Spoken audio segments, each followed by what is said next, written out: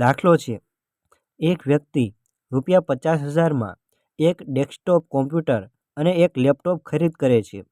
પછીથી તે ડેસ્કટોપ 20% નફા સાથે અને લેપટોપ 10% ખોટ સાથે વેચે છે. જો સમગ્ર રીતે તેને 2% નફો થયો હોય તો ડેસ્કટોપની ખરીદ કિંમત કેટલી હશે?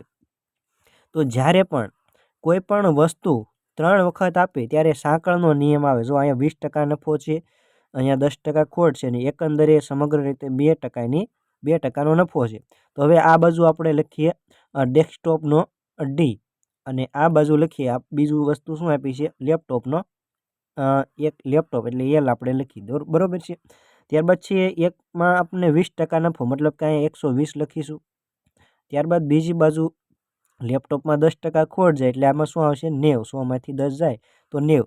એકંદરે આપણને શું થાય છે? 2%નો નફો એટલે કે વચ્ચે 102 આવશે. 100 + 2. હવે આપણે આને રેશિયોમાં કન્વર્ટ કરીએ તો 90 અને 102 એટલે કેટલા વધે છે? 10 અને 2 12. બરોબર છે. 12 અહીંયા વધે છે. ત્યારબાદ અહીંયા 120માંથી 102 જાય તો 18. તો રેશિયો શું આવ્યો? 6 દુ 12 અને 6 તેરી 18. બરોબર છે. આ કેટલી કિંમત થઈ? 5. 5ની કિંમત આપણને આપી છે કેટલી છે? ટોટલ 50,000. તો 5ની કિંમત છે 50,000. બરોબર છે. તો હવે આપણને શું કીધું છે? ડેસ્કટોપ એટલે કે ડી છે. તો ડી બરાબર કેટલા આપ્યા છે? 2. તો 2 બરાબર કેટલા હોય? 20,000 હોય. એટલે આપણો રાઈટ આન્સર બનશે ઓપ્શન નંબર સી.